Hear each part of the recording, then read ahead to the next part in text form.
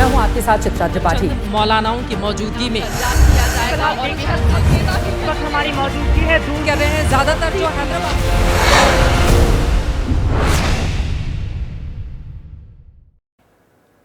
नमस्कार, ABP news पर आप सभी दर्शकों का बहुत बहुत स्वागत है। मैं हूं आपके साथ चित्रा त्रिपाठी। आप देखना शुरू कर चुके हैं जनहित। जनहित मतलब जनता के लिए, जनता का, जनता से जुड़ा हुआ टीवी शो। जनहित मतलब आपका, समाज का, पूरे राष्ट्र का शो। तो आइए शुरू करते हैं आज का जनहित। सबसे पहले दिखाते हैं आज खबरों के मेन्यू में क्या क्या खास है। अमेरिका दुनिया का सबसे पुराना लोकतंत्र है, पर गजब का लोकतंत्र है कि आज तक एक भी महिला को राष्ट्रपति नहीं बना पाया है। इस बार भी चुनेगा या नहीं ये पता नहीं। बहरहाल अमेरिका में वोटिंग चल रही है। ट्रंप और कमला हैरिस में कांटे की टक्कर है। हम चुनावी अपडेट के लिए आपको अमेरिका लेकर चलेंगे। भारत में कमला हैरिस के गांव भी लिए चलेंगे। जानेंगे वहां पर किस तरह की उम्मीदें की जा रही हैं, पूजा पाठ किस तरह से किए जा रहे हैं। जनहित में हमारी दूसरी खबर है, क्या जनहित के नाम पर कोई सरकार आपसे आपकी निजी संपत्ति जोर जबरदस्ती से छीन सकती है? सुप्रीम कोर्ट ने फैसला सुनाया है, हरगिज नहीं। निजी संपत्ति के अधिग्रहण पर सुप्रीम कोर्ट ने अपना 46 साल पुराना फैसला पलट दिया है। हम फैसला और उसका असर दोनों के बारे में देंगे जानकारी। एक बार अजित पवार ने चाचा शरद पवार को ताना मारा था कि 80 का होने जा रहे हैं आप, रिटायर क्यों नहीं हो जाते। अब शरद पवार ने सच में रिटायरमेंट के संकेत दे दिए हैं। हालांकि यह सवाल भी है कि कहीं यह उनका कोई इमोशनल दांव तो नहीं है। इसके बाद हम आपको राजधानी दिल्ली में लॉरेंस बिश्नोई गैंग के आतंक का ग्राफ दिखाएंगे। बिश्नोई गैंग अब भी बेखौफ होकर कारोबारियों को डराने के लिए दिन दहाड़े फायरिंग कर रहा है। इस गैंग ने भी छोटे छोटे गैंग बना दिए हैं जो भाड़े पर काम करते हैं। और आखिर में हम आपको दिल्ली का दिल दुखाने वाली तस्वीर दिखाएंगे। छठ महापर्व की शुरुआत हो चुकी है। यमुना पर राजनीति तो आपने खूब देखी, आज यमुना की नई तस्वीर देखिए और जरा सोचिए कि दिल्ली कैसे इस जहरीले झाग वाले पानी में डुबकी लगाएगी। तो चलिए शुरुआत करते हैं। दुनिया के सबसे ताकतवर मुल्क में आज लोकतंत्र का सबसे बड़ा उत्सव चल रहा है। 47वीं बार अमेरिका में राष्ट्रपति चुनने के लिए वोटिंग हो रही है।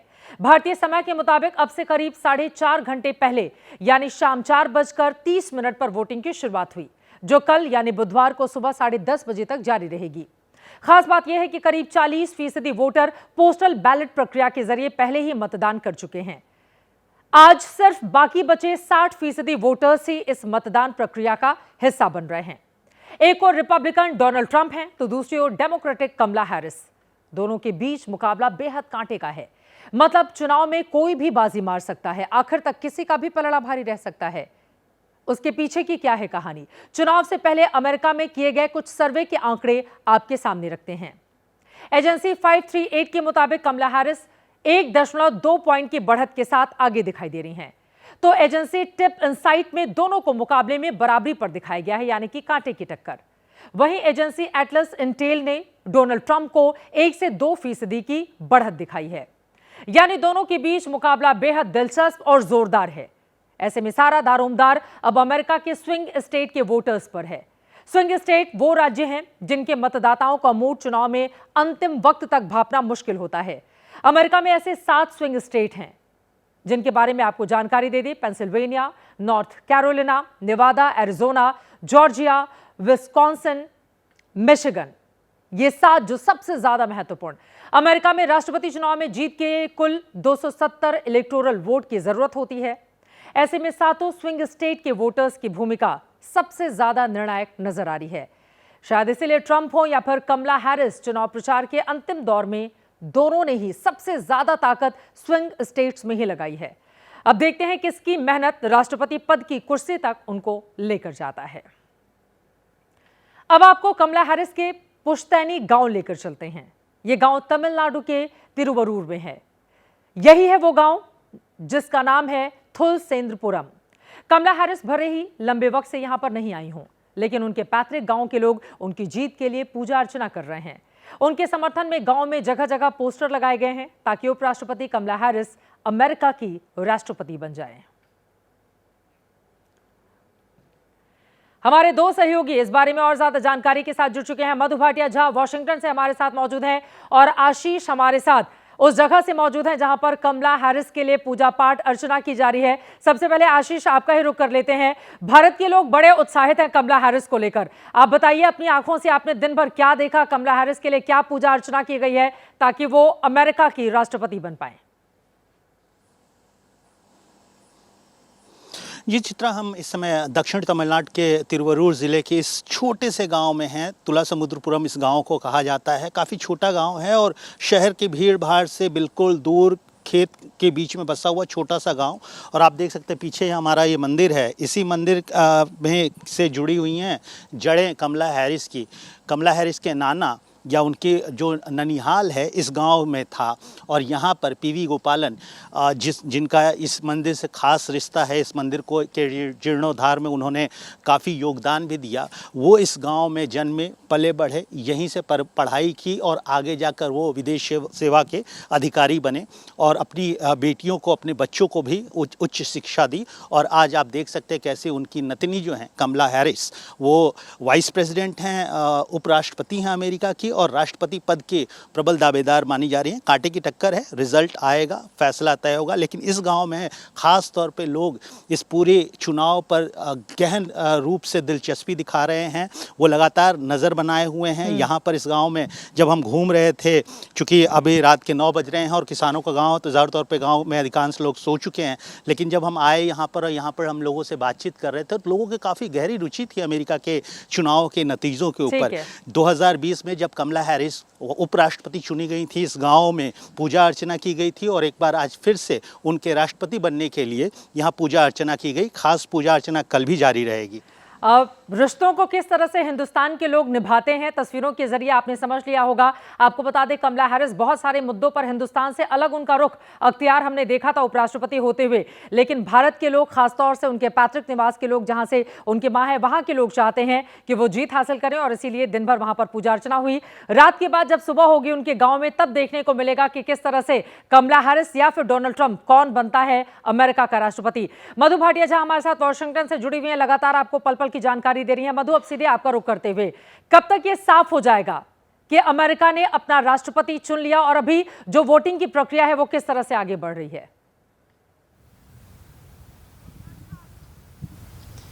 देखिए, जिस वोटिंग की प्रक्रिया यहाँ पर ख़त्म होगी रात को 8 बजे और 8 के बाद कुछ राज्यों में अलग अलग होता है। कुछ राज्यों में 8 बजे बंद होगी, कुछ राज्यों में 9 बजे और उसके बाद काउंटिंग शुरू होगी। अगर हम 2020 के चुनाव की बात करें तो कम से कम 4 दिन लग गए थे ये जानने में कि अगला राष्ट्रपति कौन है और कौन से स्टेट का, एक स्टेट का राज्य जो अटक गया था रिजल्ट्स में। इस बार जितने कांटे की टक्कर है उतनी आसानी से जल्द रिजल्ट आने की उम्मीद नहीं है। लग रहा है कि अगर जितने भी पोल्स हुए हैं, सर्वेक्षण हुए हैं, अगर वो गलत साबित होते हैं और एक लैंड स्वीप होता है तो बात अलग है कि तुरंत आपको साफ हो जाएगा। लेकिन जिस तरह से डोनाल्ड ट्रंप ने अपना मन बना रखा है और पहले से ही उन्होंने एक बिछा रखा है एक माइंडसेट कि अगर नतीजे उनके खिलाफ जाते हैं तो यानी चीटिंग है, वोटर फ्रॉड है, तो उसके लिए वो कानूनी दांवपेच इस्तेमाल करेंगे। उन्होंने वकीलों की एक फौज खड़ी कर रखी है। उसके लिए उसके देखते हुए लग रहा है कि चुनावों के नतीजे एक दिन में आना ऑलमोस्ट नामुमकिन लग रहा है। लेकिन क्योंकि ये कांटे की टक्कर है, एक बार जब नतीजे आने शुरू होंगे उसके बाद रुझान साफ होगा कि क्या पासा कमला हैरिस के पक्ष में गया है या फिर डोनाल्ड ट्रंप के। दोनों में से जो भी अमेरिका का राष्ट्रपति बनेगा अगला, यकीनन वो एक बड़े रिकॉर्ड के साथ आगे बढ़ेगा, क्योंकि अभी तक कोई भी महिला राष्ट्रपति नहीं बन पाई है। और वहीं दूसरी तरफ आपको बता दें कि डोनाल्ड ट्रंप जो तीसरी बार चुनावी मैदान में है, उनकी किस्मत भी दांव पर लगी हुई है। जैसे और जानकारी मिलेगी हमारे दोनों ही सहयोगी आप तक पहुंचाते रहेंगे। फिलहाल के लिए बहुत धन्यवाद आपका इस पूरी जानकारी के लिए। तो अमेरिका में कौन बनेगा राष्ट्रपति, लगातार हर एक जानकारी एबीपी न्यूज आप तक पहुंचाता रहेगा। आगे बढ़ते हुए अब बात अमेरिका के पड़ोसी मुल्क कनाडा की करेंगे। कल हमने आतंक का अड्डा ऑपरेशन कनाडा में बताया था कि किस तरह से ट्रूडो राज में कनाडा का खालिस्तानीकरण हो चुका है। आज उसी कड़ी को आगे बढ़ाते हुए हम आपको बताने जा रहे हैं कि खालिस्तान किस तरह से कनाडा के सिस्टम में घुसपैठ कर रहा है और कनाडा में जिन लोगों पर, दहशतगर्दों पर लगाम कसने की जिम्मेदारी है, वो खुद खालिस्तान का झंडा बुलंद करके सिस्टम को हाईजैक कर चुके हैं।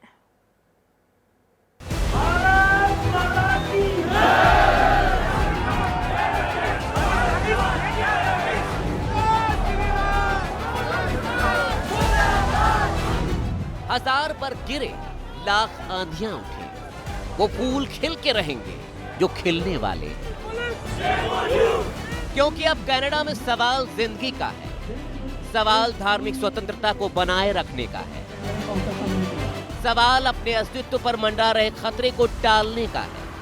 इन्हीं सवालों का जवाब तलाशने के लिए हिंदू समुदाय कल ब्रैम्पटन की सड़कों पर उतरा।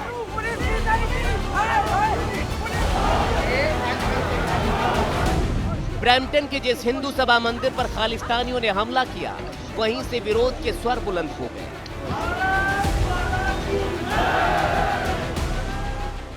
जो अथॉरिटीज हैं वो हिंदू कम्युनिटी को प्रोटेक्ट करने में पूरी तरह से असफल रही हैं। हिंदू कैनेडियंस के साथ जो भी हो रहा है वो गलत है। We have been consistently discriminated, beaten. जिस कनाडा की प्रगति और विकास में भारतवंशियों ने अपना खून पसीना एक कर दिया, आज उसी धरती पर खालिस्तानी हिंदू समुदाय के खून के प्यासे बने हुए हैं। भले ही सरकार ट्रूडो की हो, लेकिन सिस्टम खालिस्तानियों का है और इसकी गवाही भी ब्रैम्पटन हमले में ही छिपी हुई है। ये तस्वीरें 2 दिन पहले ब्रैम्पटन में खालिस्तानियों के आतंक की वीडियो गवाही है और आज इस वीडियो का पोस्टमार्टम होने जा रहा है। वायरल वीडियो के तीसरे सेकंड में ब्लैक कैप और ब्लैक व्हाइट हुडी में एक शख्स नजर आ रहा है जिसने खालिस्तान का झंडा पकड़ रखा है। हिंदू मंदिर पर हमले और हिंदुओं के साथ मारपीट में ये शख्स भी शामिल था। इसका नाम है हरिंदर सिंह सोही। खालिस्तान का झंडा बरदार हरिंदर सिंह की एक और पहचान है। खालिस्तानियों की अगुवाई कर रहा हरिंदर सिंह कनाडा पुलिस में सर्जेंट पद पर तैनात है। Harinder Singh salary Canada police की उठाता है, लेकिन काम खालिस्तान के लिए करता है। वर्दी पहनकर यह लगातार खालिस्तानियों के एजेंडे को धार दे रहा है। सोशल मीडिया पर हरिंदर सिंह सोही की वीडियो और तस्वीरें तैरने लगी तो दुनिया के सामने ट्रूडो का असली चेहरा भी सामने आ गया। कनाडा पुलिस ने आनन फानन में जांच का ऐलान कर दिया। हरिंदर सिंह सोही को जांच पूरी होने तक सस्पेंड कर दिया, लेकिन ये सस्पेंशन सिर्फ और सिर्फ दिखावा है, क्योंकि ये पहली बार नहीं है जब पुलिस के वेश में हरिंदर सिंह का खालिस्तानी चेहरा सामने आया हो। ये तस्वीरें कनाडा के टोरंटो की है, जहां हरिंदर सिंह सोही भारत विरोधी खालिस्तानी प्रदर्शन में शामिल था। यहां भी उसका ड्रेस कोड ब्रैम्पटन जैसा ही है और हाथों में खालिस्तानी सपोर्ट वाला बैनर। यह मामला सिर्फ हरिंदर सिंह सोही का नहीं है। कनाडा के सिस्टम में खालिस्तानियों की घुसपैठ की लंबी फेहरिस्त है। इसी में एक नाम है संदीप सिंह सिद्धू, जो ना सिर्फ भारत में मोस्ट वांटेड खालिस्तानी गैंगस्टर है, बल्कि कनाडा की बॉर्डर सिक्योरिटी एजेंसी में भी सुपरिंटेंडेंट के पद पर तैनात है। साफ है, कनाडा में सरकारी नौकरी की योग्यता का पैमाना खालिस्तानी होना जरूरी हो गया है। वोट बैंक के लिए बेकरार ट्रूडो खालिस्तानियों के प्यार में अंधे हो चुके हैं और इस बात को कल विदेश मंत्री एस जयशंकर ने ऑस्ट्रेलिया में भी उठाया। The political space today, which is being given to extremist forces there. So we believe in freedoms. We also believe freedom should not be misused. विदेश मंत्री एस जयशंकर ने ऑस्ट्रेलिया की धरती से कनाडा के ट्रूडो को पानी पानी कर दिया, तो देश में भी इस मुद्दे पर सियासी संग्राम जारी है। केंद्रीय मंत्री गिरिराज सिंह ने कनाडा के मुद्दे पर कांग्रेस को खूब घेरा। देश का सबसे बड़ा विपक्ष देश के बाहर जाके गालियां देते हैं, वो अलग है, लेकिन कनाडा में हिंदुओं पे अत्याचार हो, बांग्लादेश में कत्लेआम हो, अगर देश के बहराइच में भी हिंदुओं पर अत्याचार हो, तो ये टुकड़े टुकड़े गैंग और राहुल गांधी की जुबान नहीं खुलती है। असल में कल कांग्रेस सांसद धर्मवीर गांधी ने कनाडा में हिंदू मंदिर पर हमले को लेकर भारतीय जांच एजेंसियों पर ही सवाल उठा दिए थे। हालांकि इंदौर में आज कांग्रेस धर्मवीर गांधी के बयान से यू टर्न लेती दिखाई दी। कांग्रेस कार्यकर्ताओं ने ट्रूडो के ही खिलाफ नारेबाजी की। Shivank Mishra, ABP news, Delhi.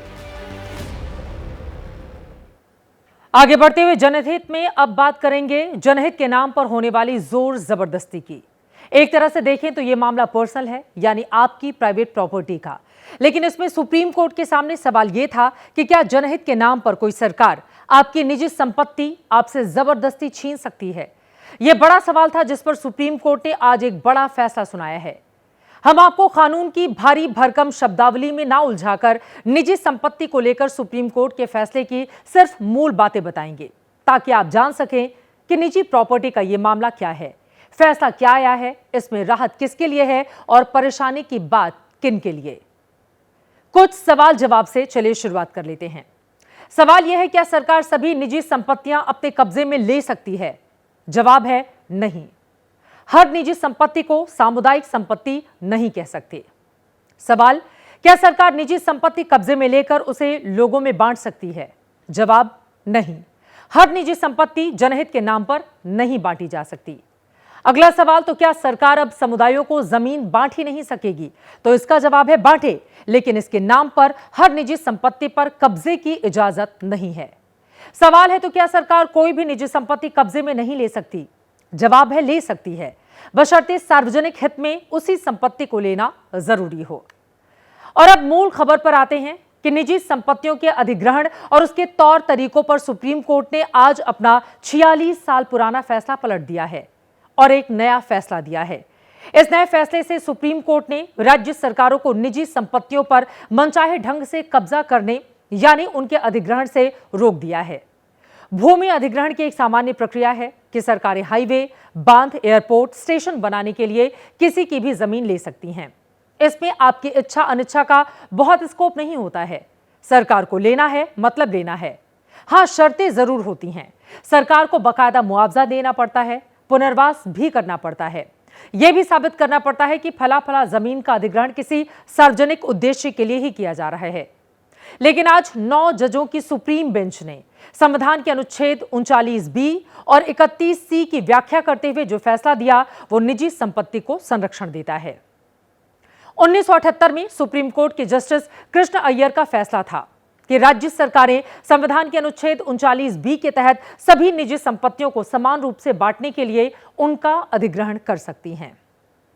46 साल बाद आज सुप्रीम कोर्ट के 9 जजों की बेंच ने 1978 का सुप्रीम फैसला 7-2 के बहुमत से पलट दिया।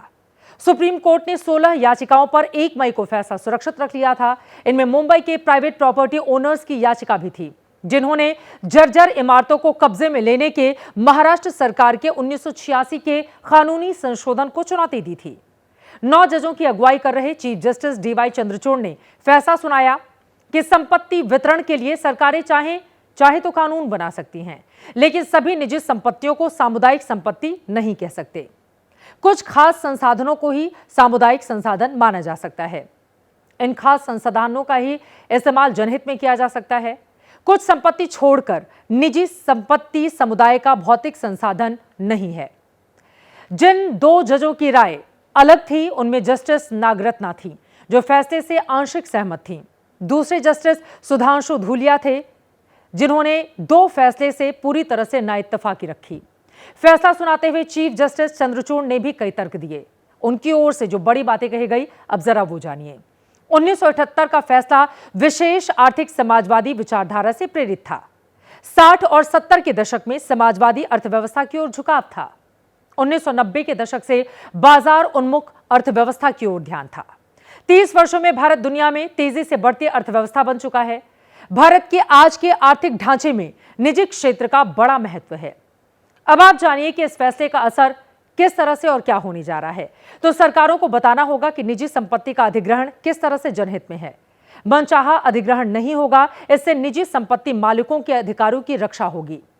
सरकारों को भूमि और संपत्तियों के अधिग्रहण का एक पारदर्शी सिस्टम बनाना ही होगा। सरकारों की जवाबदेही बढ़ेगी। अब उन्हें समुदाय के लाभ के पर्याप्त प्रमाण बताने पड़ेंगे। एक बात और, सुप्रीम कोर्ट ने अपने फैसले में संविधान निर्माताओं का भी हवाला दिया। कहा कि संविधान के निर्माताओं ने भी हर निजी संपत्ति को सामुदायिक संसाधन नहीं कहा था, इसीलिए भी सरकार को अनुमति नहीं दी जा सकती कि वो हर संपत्ति का अधिग्रहण कर ले। आगे बढ़ते हैं। कहते हैं राजनीति और क्रिकेट से कोई चाहकर संन्यास नहीं लेता, मजबूरी में ऐलान करना पड़ता है। महाराष्ट्र चुनाव से ठीक पहले शरद पवार ने राजनीति में संन्यास के संकेत दे दिए। हालांकि उनके संकेत में इफ और बट के चांसेस हैं। शरद पवार ने आज जो कुछ कहा, उसके क्या मायने हैं, चलिए आपके लिए कर देते हैं डिकोड। आसमान से बरसती मूसलाधार बारिश बारिश के सामने चट्टान बनकर खड़ा 89 साल का शख्स भाषण दे रहा है। नाम शरदचंद्र गोविंदराव पवार और पहचान महाराष्ट्र की राजनीति में चाणक्य की। ये तस्वीरें पिछले महाराष्ट्र विधानसभा चुनावों की है, जिन्होंने तब राजनीति में रिटायर्ड और टायर्ड के सवाल को डिरेल कर दिया था। लेकिन 5 साल के बाद आज उन्हीं शरद पवार ने राजनीति से संन्यास के संकेत देकर सियासी सनसनी फैला दी है। शरद पवार अपने सियासी गढ़ बारामती में भतीजे अजित पवार के खिलाफ अपने पोते योगेंद्र के लिए वोट मांगने पहुंचे थे। वहीं पर उन्होंने संन्यास के संकेत दिए। लोकसभा लढणार नाही, कसलीच निवडणूक लढणार नाही, किती निवडणुका करायची? आतापर्यंत 14 निवडणुका केल्या आणि तुम्ही असलेल्या लोकात एकदाही घरी पाठवलं नाही, दरवेळी निवडूनच देताय। शरद पवार का बयान आपने सुन लिया। हालांकि साल 2004 में शरद पवार ने आखिरी बार लोकसभा चुनाव लड़ा था। उसके बाद से वो राज्यसभा के रास्ते लगातार संसद पहुंचते रहे हैं। अब भी राज्यसभा में 1.5 साल का उनका कार्यकाल बचा हुआ है, लेकिन उसके आगे की पारी पर सस्पेंस बरकरार है। पुन्हा आता राज्यसभेत जायचं का नाही याचा विचार मला करावा लागेल। पुन्हा आता राज्यसभेत जायचं का नाही याचा विचार मला करावा लागेल। अब सवाल है कि जब राज्यसभा में शरद पवार की मौजूदगी रहेगी तो फिर संन्यास किस बात का? सवाल खड़े हो रहे हैं, कहीं चुनावी मौसम में ये शरद पवार का इमोशनल धोबी पछाड़ तो नहीं है? मैं इतना ही कह सकता हूं, अगर बैटन दूसरे को देना है तो अजीत दादा को देते तो अच्छा रहता। देखिए, चुनाव आएगा तो सेंटिमेंटल बातें करने का, लोगों को भावनाओं के अंदर ले जाने का, अपील भावनात्मक करने का, ये उनका शायद स्ट्रेटजी हो सकती है, लेकिन अभी जनता उनको माफ नहीं करने वाली। अब महायुति के आरोपों को धार दे रहे हैं शरद पवार के पुराने फैसले, जब कई मौकों पर वो अपने बयानों से यू टर्न लेते हुए नजर आए। शरद पवार के ऐलान को इमोशनल कार्ड कहा जा रहा है, लेकिन जो लोग उनको करीब से जानते हैं वो मानते हैं कि सीनियर पवार राजनीति के बेहद शातिर खिलाड़ी रहे हैं। विधानसभा चुनाव से ठीक 15 दिन पहले शरद पवार ने एक बार फिर से संन्यास का राग छेड़ दिया है। महाराष्ट्र की सियासत में मशहूर है कि शरद पवार जो कहते हैं वो करते नहीं, और जो नहीं कहते वो जरूर करते हैं। तो क्या शरद पवार का संन्यास का संकेत सिर्फ एक इमोशनल कार्ड है? क्या इसके जरिए सीनियर पवार चुनावी बिसात बिछा रहे हैं? सवाल कई हैं। आगे आने वाले वक्त में इसका जवाब हमें मिलेगा, जिसके लिए हमें करना चाहिए इंतजार। उधर शिवसेना में दो फाड़ होने के बाद से एकनाथ शिंदे और उद्धव ठाकरे में अदावत लगातार दिख रही है, लेकिन महाराष्ट्र चुनाव में अब एकनाथ शिंदे के खिलाफ दो ठाकरे हैं। उद्धव के साथ ही साथ राज ठाकरे ने भी एकनाथ शिंदे पर हमले तेज कर दिए। महाराष्ट्र के मुख्यमंत्री की सभा के मंच पर भोजपुरी की और उस गाने पर नाचती डांसर के बहाने राज ठाकरे राजनीति की अपनी पुरानी लकीर पर लौट आए, बल्कि इस मुद्दे को मराठी संस्कृति से जोड़ दिया है। एक भोजपुरी गाण्यावरती बाई नाचतीये, ही लाडकी बहीण योजना आपण कुठे चाललो? हे असल्या प्रकारच्या व्यासपीठावरती अशा प्रकारच्या मुली आणून अशा प्रकारच्या गाण्यांवरती नाचवायची पद्धत, हे सगळं युपी बिहार त्या बाजूला, हे आपल्याकडे कधीच नव्हतं। हे आपल्याकडे सुरू झालं आता। आपल्याकडच्या व्यासपीठांवरती, पक्षाच्या व्यासपीठांवरती, राजकीय व्यासपीठांवरती अशा प्रकारच्या मुली नाचवायला आपण आणायला लागलो आता। अपनी सभाओं में मराठी अस्मिता का हवाला देकर राज ठाकरे न सिर्फ शिंदे और उद्धव ठाकरे दोनों पर बाल ठाकरे की विरासत को बदनाम करने का आरोप लगा रहे हैं। नाव आहे ना शिवसेना नावाचं, शिवसेना तो ना त्या उद्धव ठाकरेची प्रॉपर्टी आहे ना त्या एकनाथ शिंदेची प्रॉपर्टी, ती बाळासाहेब ठाकरेंची प्रॉपर्टी आहे। त्याला कसले हात घालता तुम्ही?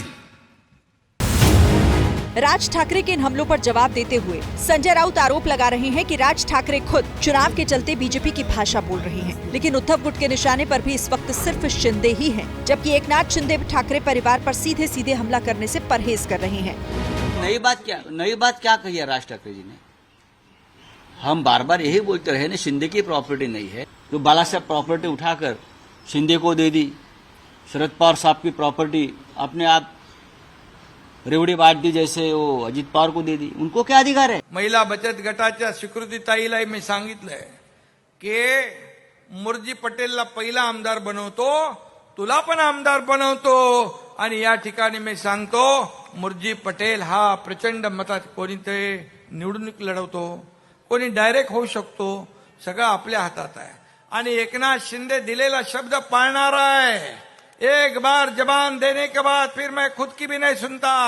Commitment is commitment. हालांकि बाल ठाकरे की विरासत की लड़ाई में राज ठाकरे बहुत पीछे छूट चुके हैं, जबकि शिवसेना में पड़ी दरार के बाद पार्टी का बड़ा हिस्सा एकनाथ शिंदे के साथ खड़ा है। लेकिन जो राज ठाकरे अब शिंदे के खिलाफ आग उगल रहे हैं, वो शिवसेना में हुई फूट के बाद एकनाथ शिंदे के करीब आ गए थे। लेकिन इस बार विधानसभा चुनाव में बाल ठाकरे के नाम के लिए उद्धव, एकनाथ और राज तीनों आमने सामने आ चुके हैं। वैसे महाराष्ट्र की ज्यादातर सीटों पर महायुति और एमवीए के बीच सीधी लड़ाई है, लेकिन कोल्हापुर की एक सीट पर कांग्रेस उम्मीदवार के पर्चा वापस लेने के बाद वहां पर मुकाबला महायुति और एक बागी उम्मीदवार के बीच इस बार होने वाला है।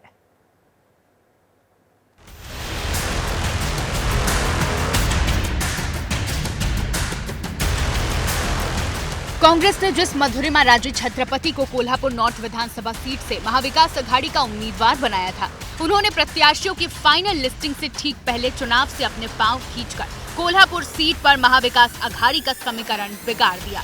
दरअसल मधुरिमा राजे छत्रपति ने सोमवार को नामांकन वापसी का टाइम खत्म होने से 5 मिनट पहले कोल्हापुर उत्तर सीट से अपना नाम वापस ले लिया, क्योंकि टिकट नहीं मिलने पर कांग्रेस के ही राजेश लाटकर भी बतौर निर्दलीय उम्मीदवार मधुरिमा राजे के सामने खड़े हो गए और कांग्रेस के लाख समझाने के बावजूद जब लाटकर पीछे नहीं हटे तो कोल्हापुर नॉर्थ में अघाड़ी की उम्मीद बनाए रखने के लिए मजबूरन मधुरिमा राजे को अपना नाम वापस लेना पड़ा। कांग्रेस प्रत्याशी के नाम वापस लेने के बाद अब कोल्हापुर सीट पर निर्दलीय उम्मीदवार राजेश लाटकर का मुकाबला महायुति के राजेश क्षीरसागर से होगा। लेकिन उद्धव ठाकरे के कोल्हापुर में मौजूद रहने के बावजूद राजेश लाटकर से उनकी मुलाकात नहीं होने के बाद सवाल उठ रहे हैं कि लाटकर को महाविकास अघाड़ी का समर्थन मिलेगा या नहीं। हालांकि समर्थन मिला तो भी लाटकर के लिए लड़ाई आसान नहीं होने वाली, क्योंकि इसी सीट से मौजूदा विधायक जयश्री यादव टिकट न मिलने पर शिंदे की शिवसेना के साथ खड़ी हो गई हैं। महाराष्ट्र में वैसे तो लड़ाई दो गठबंधनों के बीच है, कई सीटों पर ऊपर तो सीधा मुकाबला दिखाई दे रहा है, लेकिन शिवसेना और एनसीपी में टूट के बाद हर इलाके में समीकरण बदले से नजर आते हैं। ऐसे में महाराष्ट्र विधानसभा चुनाव की असल तस्वीर क्या बन रही है, समझाने के लिए आपके सामने कुछ आंकड़े दिखाते हैं। मुंबई शहर में कुल 36 विधानसभा की सीटें हैं।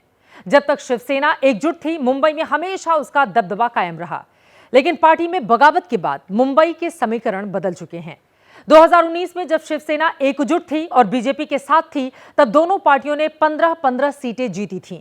हालांकि बीजेपी के लिए हालात बहुत ज्यादा नहीं बदले हैं, लेकिन मुंबई की कई सीटों पर शिंदे और उद्धव की टक्कर होगी। मुंबई के बाद ठाणे की बात करें तो ठाणे पहले से ही मुख्यमंत्री एकनाथ शिंदे का गढ़ रहा है। शिंदे से पहले उनके गुरु आनंद दीघे का भी ठाणे में काफी ज्यादा प्रभाव था, लेकिन इस बार ठाणे में शिंदे और उद्धव के बीच सीधी लड़ाई है। खुद एकनाथ शिंदे ठाणे की कोपरी 5 पाखाड़ी से चुनावी मैदान में हैं। शिंदे के सामने आनंद दीघे के परिवार के केदार दीघे चुनावी मैदान में हैं। हालांकि माना जा रहा है कि अपने गढ़ में शिंदे उद्धव ठाकरे पर भारी पड़ सकते हैं। बात कोंकण क्षेत्र की करें तो बाला साहब ठाकरे के दौर में कोंकण में शिवसेना का बोलबाला रहता था, क्योंकि तब नारायण राणे भी शिवसेना में थे। लेकिन अब कोंकण में भी शिंदे की शिवसेना और उद्धव की शिवसेना में ही भिड़ंत हो रही है। शिंदे के कद्दावर मंत्री दीपक केसरकर, उदय सामंत कोंकण से ही हैं, जबकि बीजेपी के नीतीश राणे, किरण सामंत जैसे मजबूत नेताओं के चलते कोंकण में पलड़ा शिंदे और महायुति का ही भारी दिखाई दे रहा है। लेकिन विदर्भ में लड़ाई दोनों राष्ट्रीय पार्टियों यानी कि बीजेपी और कांग्रेस के बीच की है। 2014 से पहले विदर्भ में कांग्रेस का प्रभाव था, इसीलिए अघाड़ी में सीट बंटवारे के दौरान कांग्रेस का फोकस विदर्भ की सीटों पर था। कांग्रेस प्रदेश अध्यक्ष नाना पटोले और विजय वडेट्टीवार जैसे बड़े नाम विदर्भ से ही हैं, लेकिन डिप्टी सीएम देवेंद्र फडणवीस और प्रदेश अध्यक्ष चंद्रशेखर बावनकुले भी इसी इलाके से आते हैं और बीजेपी ने धीरे धीरे विदर्भ के इलाके में अपना प्रभाव बढ़ाया है। इसी तरह से पश्चिम महाराष्ट्र में भी चुनावी समीकरण एनसीपी में दो फाड़ होने के बाद पूरी तरह से बदल चुके हैं। शरद पवार ने जब से राजनीति में कदम रखा, तब से पश्चिम महाराष्ट्र में उनकी पैठ बरकरार रही। हालांकि बारामती से खुद अजित पवार मैदान में हैं, लेकिन सुप्रिया सुले और भरोसेमंद जयंत पाटिल के चलते शरद पवार अजित पवार पर क्या भारी पड़ सकते हैं, इसके लिए हमें इंतजार करना होगा। वैसे महाराष्ट्र में अब ईवीएम राग भी शुरू हो चुका है। इस बार संजय राउत ने बात छेड़ी है। कहा है अमेरिका को देखो, बैलेट पेपर का इस्तेमाल कर रहा है। लेकिन बीजेपी ने पलटवार करते हुए देर नहीं की। बीजेपी की ओर से कहा गया कि शरद पवार, उद्धव ठाकरे और राहुल गांधी की हार तय है, लिहाजा अभी से ये लोग परेशान हो उठे हैं।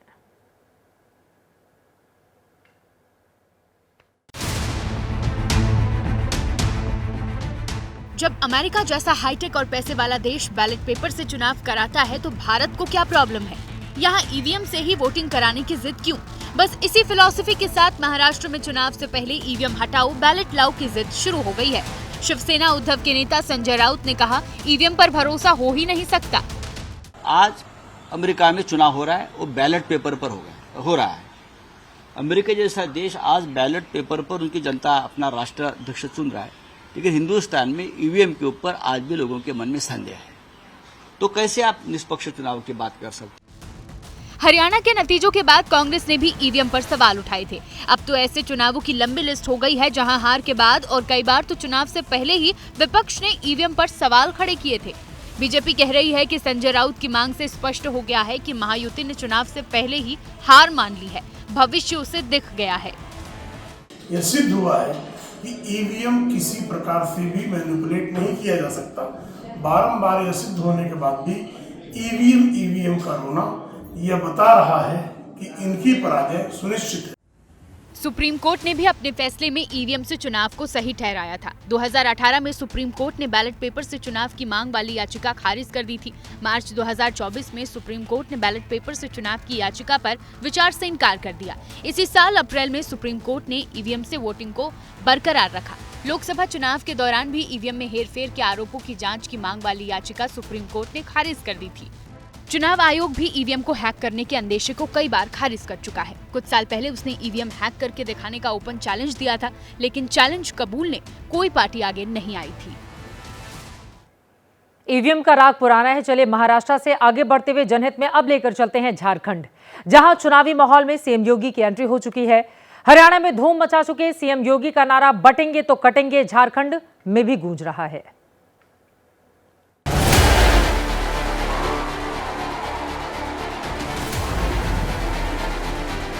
बांटिए मत जातियों,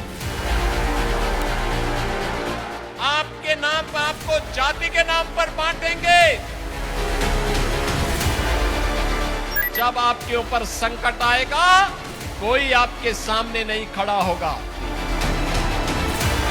बटेंगे तो कटेंगे और यूपी मॉडल का पैगाम लेकर सीएम योगी आज झारखंड पहुंचे। एक नहीं, दो नहीं, तीन जनसभाओं के जरिए बीजेपी के पक्ष में माहौल बनाया। हरियाणा जीत के मंत्र को झारखंड में भी दोहराया। बांटिए मत जातियों में, ये जाति के नाम पर बांटने वाले लोग वही हैं जो लोग आपके नाम पर आपको जाति के नाम पर बांटेंगे, और जब आपके ऊपर संकट आएगा ये कोई आपके सामने नहीं खड़ा होगा। झारखंड में बीजेपी अवैध घुसपैठ के मुद्दे को लगातार उठा रही है। सीएम हेमंता ने घुसपैठ मुद्दे की जो पिच बनाई है, उसी पर सीएम योगी ने आज लव जिहाद और लैंड जिहाद को क्लीन बोल्ड किया। झारखंड में बालू माफिया, खनन माफिया, भू माफिया, कोल माफिया, लैंड माफिया और अब तो बांग्लादेशी घुसपैठियों को, रोहिंग्या को यहां पे घुसा करके झारखंड मुक्ति मोर्चा की सरकार ने यहां पे लव जिहाद और लैंड जिहाद को भी डेमोग्राफी चेंज करने की एक साजिश का हिस्सा बना दिया है। झारखंड में सीएम योगी की एंट्री और ज्वलंत भाषण ने इंडिया गठबंधन को जवाब देने पर मजबूर कर दिया। इस प्रकार की बातें नहीं करनी चाहिए। जो प्रचार करने आते हैं उनको विकास की, मुद्दे की, जनता की बात करनी चाहिए। ये जानबूझ के लोगों का ध्यान डाइवर्ट करने के लिए इस बात से बोली जाती है।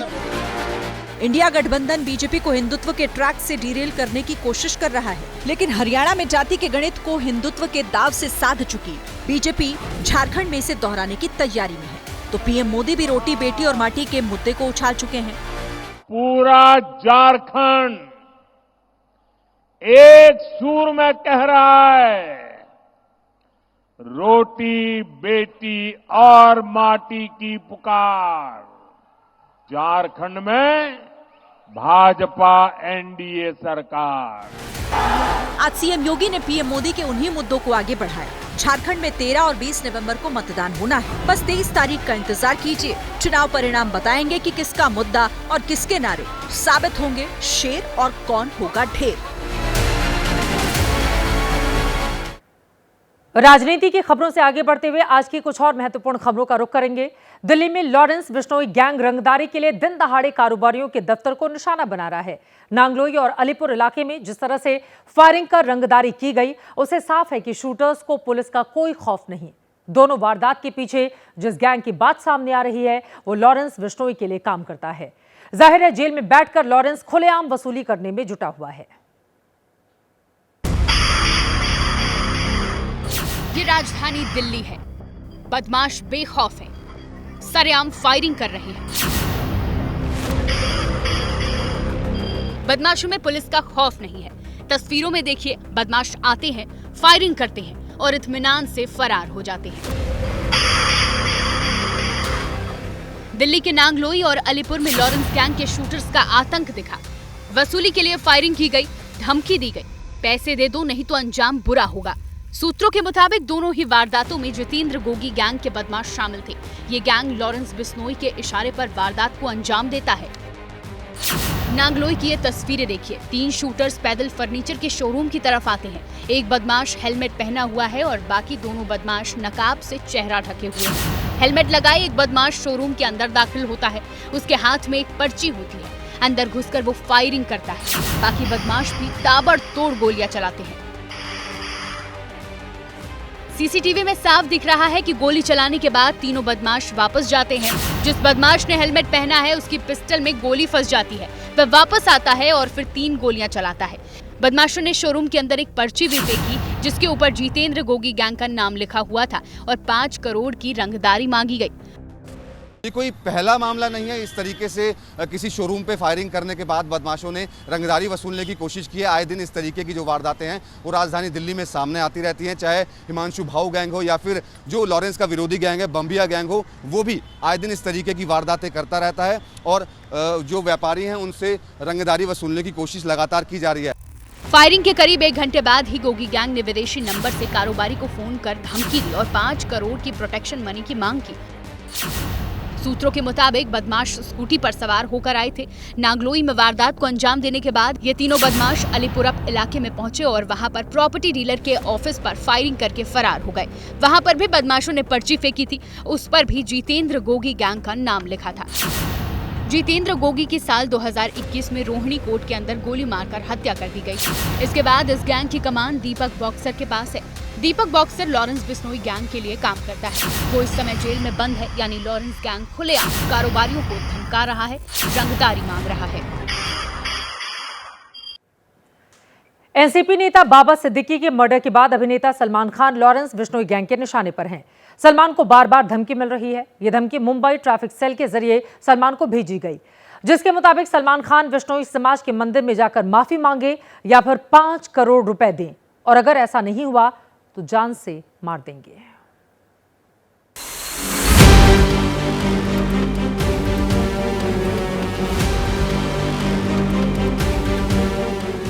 अभिनेता सलमान खान को एक बार फिर लॉरेंस बिश्नोई के नाम से धमकी मिली है। मुंबई पुलिस की ट्रैफिक कंट्रोल सेल को मैसेज भेजकर माफी मांगने या 5 करोड़ रुपए देने की मांग की गई है। पिछले 10 दिन में सलमान खान को तीसरी बार धमकी दी गई है। पुलिस के मुताबिक ट्रैफिक कंट्रोल रूम को भेजे गए मैसेज में दावा किया गया है कि लॉरेंस बिश्नोई का भाई बोल रहा है, अगर सलमान खान जिंदा रहना चाहते हैं तो उन्हें हमारे मंदिर में जाकर माफी मांगनी चाहिए या 5 करोड़ रुपए देने चाहिए। ऐसा न करने पर जान से मार देंगे। हमारी गैंग आज भी सक्रिय है। ट्रैफिक कंट्रोल रूम में जब सलमान को धमकी भरा मैसेज मिला तो हड़कंप मच गया।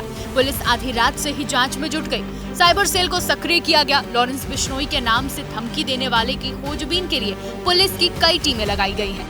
पुलिस पड़ताल ही कर रही थी कि धमकी देने वाले के लोकेशन कर्नाटक में मिली। मुंबई पुलिस की एक टीम कर्नाटक के लिए रवाना हो गई है। अक्टूबर में सलमान खान को 2 बार धमकियां मिली थी। पुलिस ने दोनों ही मामलों में आरोपियों को गिरफ्तार कर लिया है।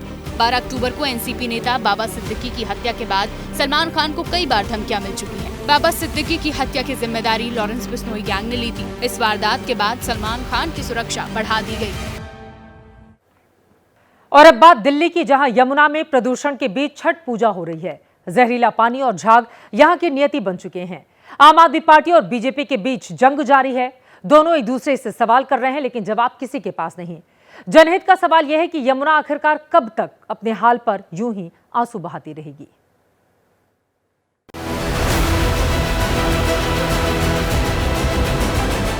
इन तस्वीरों को देखिए और ये समझिए कि यमुना के प्रदूषण को लेकर जो कुछ कहा जा रहा है वो सियासतदानों को क्यों नहीं दिखाई दे रहा।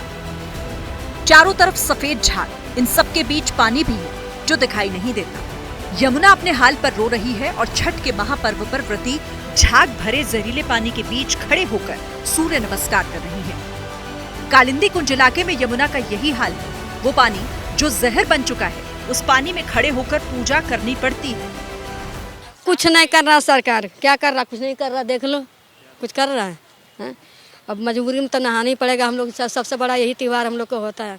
सरकार बोलता है ये बनाएंगे वो बनाएंगे, बट कुछ नहीं कर रहा है, खाली ऐसी बकवासें करते रहता है सब। यमुना के झाग को खत्म करने के लिए फूड ग्रेड केमिकल का छिड़काव किया गया था, लेकिन उसका भी अब तक कोई खास असर नहीं दिख रहा। कि आखिर जो यमुना को साफ करने के प्रयास किए जा रहे हैं, यमुना को नहीं बल्कि यमुना के ऊपर जो केमिकल भरा झाग है उसको खत्म करने के जो प्रयास किए जा रहे हैं वो भी कामयाब नजर नहीं आ रहे। यमुना का प्रदूषण इतना बढ़ चुका है कि जहरीले झाग की वजह से मछुआरों को भी कई तरह की बीमारियां होने लगी हैं। यहाँ का पानी तो पूरा गंदगी हो गया। यहाँ घुस नहीं पाते हैं लोग पानी में। हाथ देख रहे हैं ना, बुरा बर्बाद हो गया है सब पानी से। ये सब काला काला पड़ जाता है नहीं, पानी से सब फोड़ा फोड़ा हो जाता है, घाव जैसा हो जाता है पूरा। दिख रहे हैं ना, सब घाव जैसा हो जाता है पूरा। ये सब में घाव जैसा हो जाता है वो पानी में घुसने के बाद। दीपावली के बाद से दिल्ली में जिस तरह से प्रदूषण बढ़ा है, उसकी एक वानगी भी यमुना किनारे देखने को मिली। स्मॉग की वजह से कई इमारतें धुंधली दिख रही थी। कुछ इलाकों में तो AQI 400 के पार पहुंच चुका है। ये देखिए आप जरा कि पीछे जो बिल्डिंग्स नजर आ रही हैं वहां बहुत ज्यादा सफेद धुंध है। मौसम विभाग की जानकारी के मुताबिक ये सिर्फ फॉग नहीं है जो सुबह सवेरे सर्दियों के दिनों में होता है, बल्कि ये स्मॉग भी है। वो स्मॉग जो कि प्रदूषण के कारण होता है, जो कि खराब हवा के कारण होता है। यमुना की सफाई को लेकर खूब दावे किए जाते हैं, विपक्ष हल्ला भी मचाता है, लेकिन कोई ये नहीं बताता कि पोल्यूशन का सलूशन है क्या। छठ महापर्व के लिए आज भी देश के अलग अलग हिस्सों से पूर्वांचल और बिहार के लोग अपने गांव लौटते दिखे।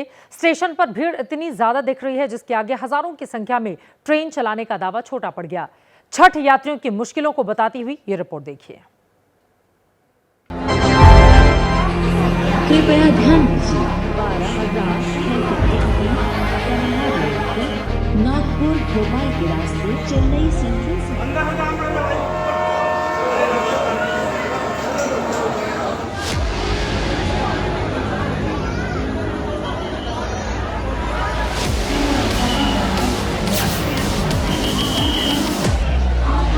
क्यों बैठे हो?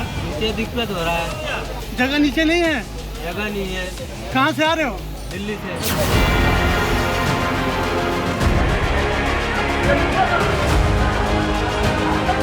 खड़े होने को नहीं है, गिरने का डर है सर।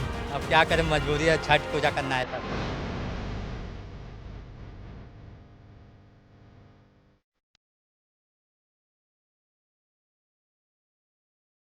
छठ पर्व की तो बात की बात है। आम दिन भी हम लोग बिहार सोचेंगे जाए अपने फैमिली के पास शादी में या फिर किसी और वजह से, तो अभी दिक्कत होती है।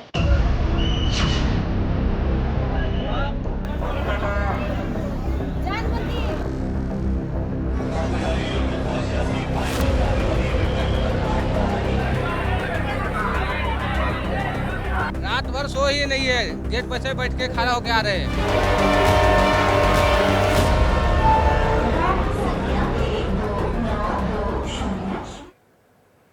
ट्रेन की छुक-छुक, छठ व्रतियों की दिक्कतें, उनके दिल की धड़कनें कितनी बढ़ा देती होंगी, इन तस्वीरों को देखकर ही आसानी से आपको समझ में आ गया होगा।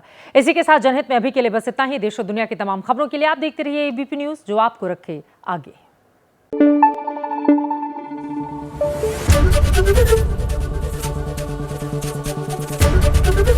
एबीपी न्यूज आपको रखे आगे।